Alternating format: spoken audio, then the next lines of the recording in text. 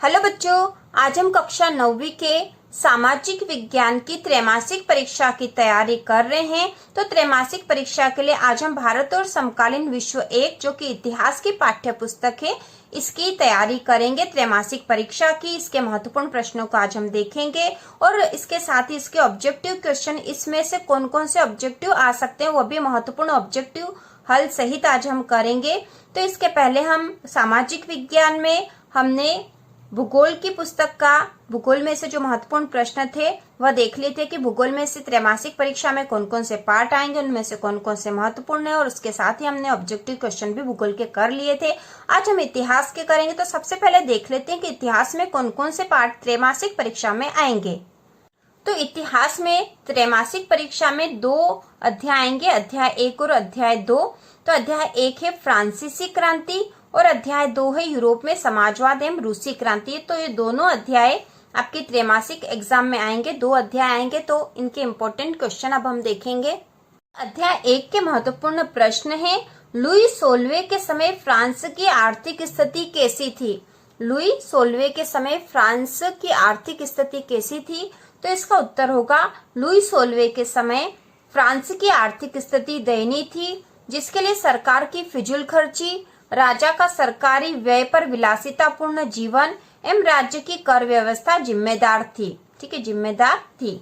इसके बाद है 1790 ईस्वी की फ्रांस की क्रांति का तात्कालिक कारण क्या था।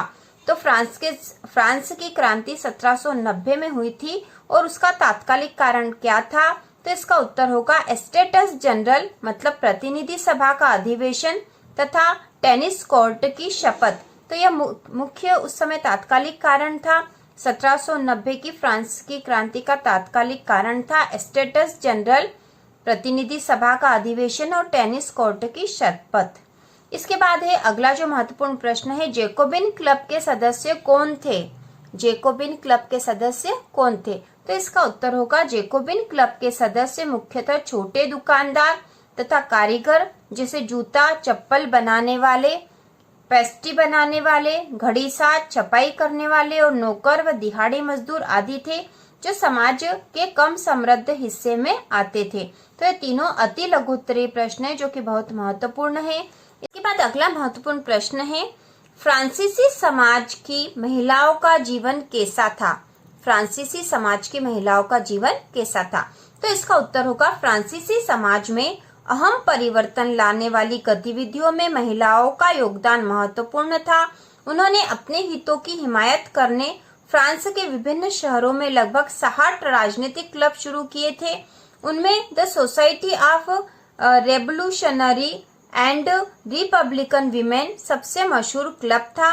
उनकी एक प्रमुख मांग यह थी कि महिलाओं को पुरुषों के समान राजनीतिक अधिकार प्राप्त होने चाहिए। वहीं तीसरे एस्टेट की अधिकांश महिलाएं जीवन निर्वाह के लिए काम करती थी। वे सिलाई बुनाई, कपड़ों की धुलाई, फल फूल सब्जियां बेचना अथवा संपन्न घरों में घरेलू काम करती थी। अधिकांश महिलाओं के पास पढ़ाई लिखाई तथा व्यावसायिक प्रशिक्षण के मौके नहीं थे। केवल कुलीनों की लड़कियां अथवा तीसरे एस्टेट के धनी परिवारों की लड़कियां ही कॉन्वेंट में पढ़ पाती थी। महिलाओं की मजदूरी पुरुषों की तुलना में कम थी। तो यह फ्रांसीसी समाज की महिलाओं का जीवन था। इसके बाद है नेपोलियन के उदय को कैसे समझा जा सकता है। ठीक है, नेपोलियन के उदय को कैसे समझा जा सकता है। तो इसका उत्तर होगा, हम उत्तर सहित बता देते हैं ताकि आपको आसानी हो याद करने में। यदि आपके पास उत्तर नहीं हो तो आप आसानी से इसको इसके अनुसार भी लिख सकते हो। तो नेपोलियन बोनापार्ट 1769 से 1821 ईस्वी। नेपोलियन का जन्म 1769 में कोर्सिका द्वीप की राजधानी अजासियो में हुआ था। नेपोलियन असाधारण प्रतिभा का स्वामी था। फ्रांस की डायरेक्टरी मतलब निर्देशिका द्वारा उसे फ्रांसीसी सेना का सेनापति नियुक्त किया गया था। 10 नवंबर 1799 का नेपोलियन ने डायरेक्टरी को भंग करके फ्रांस की सत्ता अपने हाथों में ली। 1804 में नेपोलियन ने खुद को फ्रांस का सम्राट घोषित कर दिया। उसने यूरोप के अनेक राज्यों को जीतकर फ्रांस के साम्राज्य में मिला लिया। नेपोलियन ने ऑस्ट्रिया, प्रशिया तथा रूस को पराजित करके फ्रांस की शक्ति और प्रतिष्ठा को शिखर पर पहुंचा दिया था। वह इंग्लैंड को भी पराजित करना चाहता था, परंतु 1815 में वाटरलू के युद्ध में मित्र राष्ट्रों की सेना ने नेपोलियन को पराजित कर बंदी बना लिया।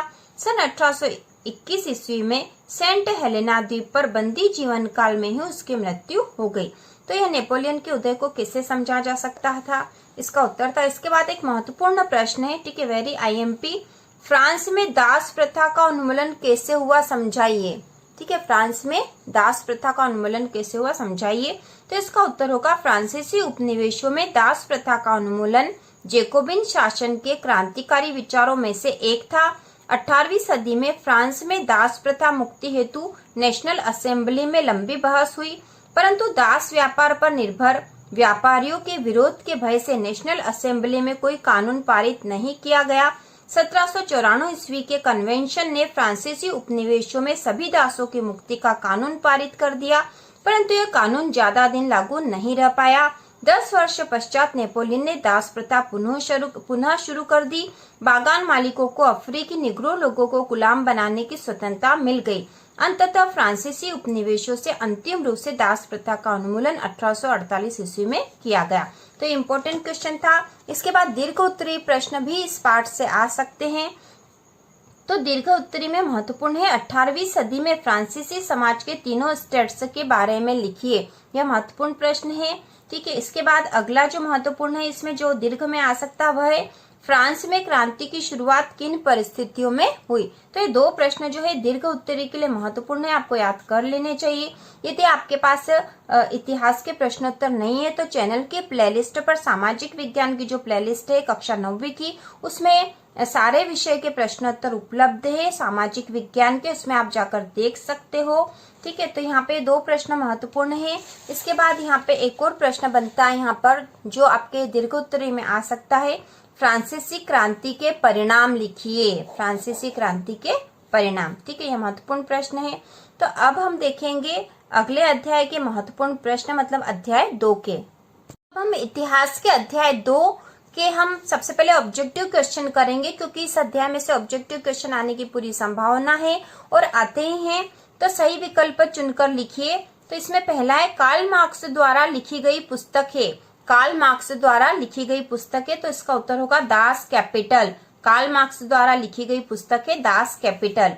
उसके बाद अगला है रूस की संसद का नाम है। रूस की संसद का नाम है, तो इसका उत्तर होगा ड्यूमा। रूस की संसद का नाम है ड्यूमा। पहला विश्व युद्ध कब प्रारंभ हुआ था? अगला प्रश्न है पहला विश्व युद्ध कब प्रारंभ हुआ था? तो इसका उत्तर होगा 1914 ईस्वी में। 1914 ईस्वी में। इसके बाद अगला प्रश्न है 1917 में बोल्शेविक दल का नेता कौन था? 1917 में बोल्शेविक दल का नेता कौन था? तो इसका उत्तर होगा व्लादिमीर लेनिन। व्लादिमीर लेनिन जो था बोल्शेविक दल का नेता था 1917 में। अगला प्रश्न है रूस की क्रांति कब हुई? रूस की क्रांति कब हुई? तो रूस की क्रांति हुई थी 1917 में। 1917 में। इसके बाद अगला प्रश्न है रिक्त स्थान की पूर्ति कीजिए। इसमें है 1914 में रूस पर का शासन था? तो 1914 में रूस पर जार निकोलस द्वितीय का शासन था। जार निकोलस द्वितीय का शासन था। अगला है रूस में संपन्न किसानों को कहा जाता था? तो रूस में संपन्न किसानों को कुलक कहा जाता था। कुलक। रूस में संपन्न किसानों को कुलक कहा जाता था। अगला है यूरोप में समाज के पुनर्गठन को बढ़ावा विचारधारा ने दिया? तो यूरोप में समाज के पुनर्गठन को बढ़ावा समाजवादी विचारधारा ने दिया। यहाँ पर आएगा समाजवादी। अगला जो रिक्त स्थान है शाही रूसी सेना को कहा जाता था? तो शाही रूसी सेना को रूसी स्टीम रोलर। शाही रूसी सेना को रूसी स्टीम रोलर कहा जाता था। अगला है विश्व युद्ध से उद्योगों पर प्रभाव पड़ा? तो विश्व युद्ध से उद्योगों पर नकारात्मक प्रभाव पड़ा। तो ये हमने रिक्त स्थान और उनके उत्तर भी देख लिए हैं। अब अगला जो प्रश्न है एक शब्द या एक वाक्य में उत्तर दीजिए। तो इसमें पहला है मताधिकार आंदोलन से क्या तात्पर्य था? मताधिकार आंदोलन से क्या तात्पर्य था? तो इसका उत्तर होगा वोट डालने का अधिकार पाने के लिए चलाया गया आंदोलन। वोट डालने का अधिकार पाने के लिए चलाया गया आंदोलन जो था वह मताधिकार आंदोलन था।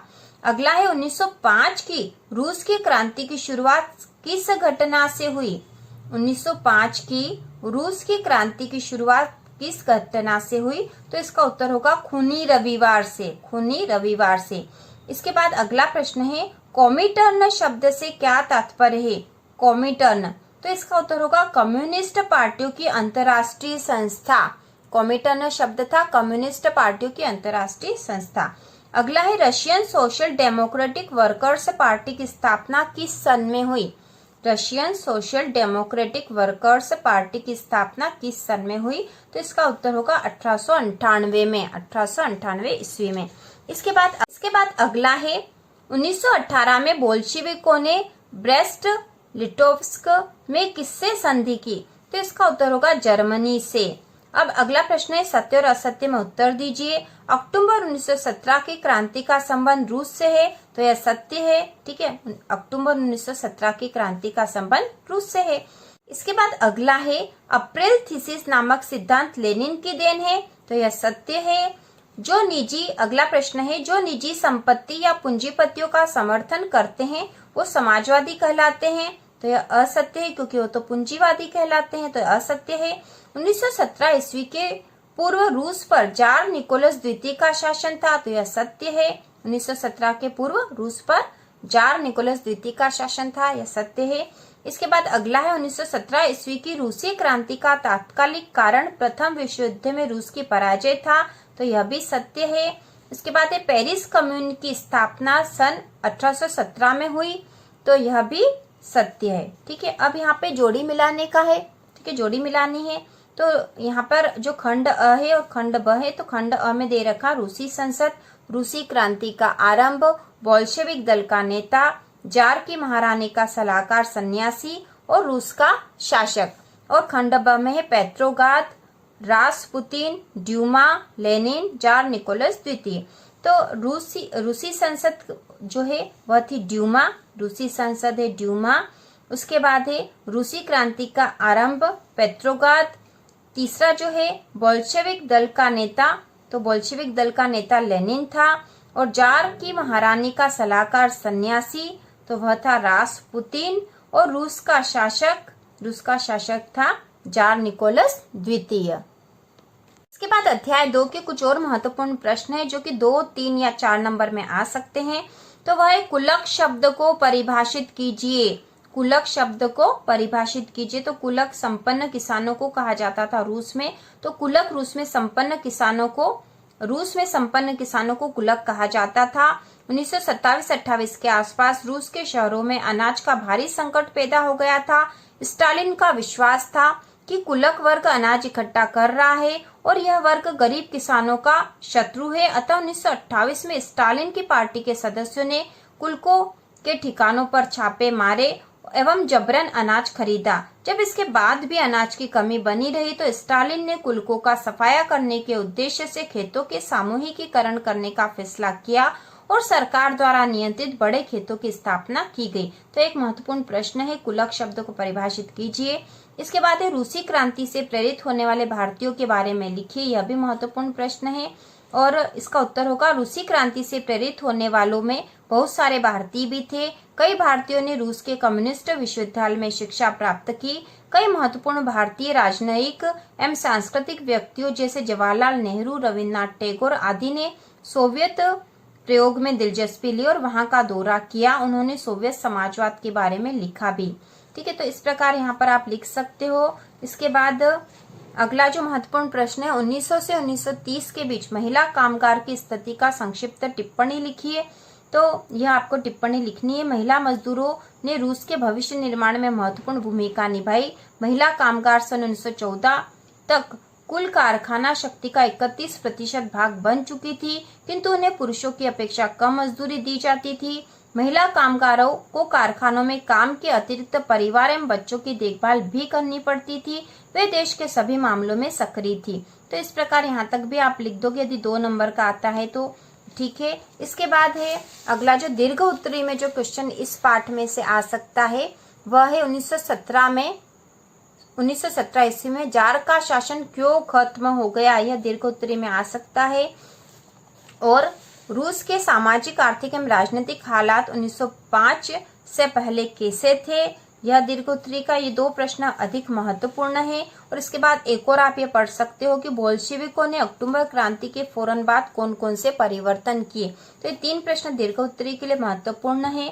ठीक है, दीर्घोत्तरी 3 और 4 नंबर के क्वेश्चन में ये प्रश्न आ सकते हैं। यह महत्वपूर्ण है। यदि आपके पास इनके उत्तर नहीं है तो चैनल के प्लेलिस्ट पर सामाजिक विज्ञान वाला कक्षा 9वीं का सामाजिक विज्ञान की जो प्लेलिस्ट है उसमें आप जाकर देख सकते हो। और इसी प्रकार के और वीडियो देखने के लिए कक्षा 9वीं और 10वीं की त्रैमासिक परीक्षा की तैयारी के लिए महत्वपूर्ण प्रश्नों के लिए चैनल को सब्सक्राइब कीजिए।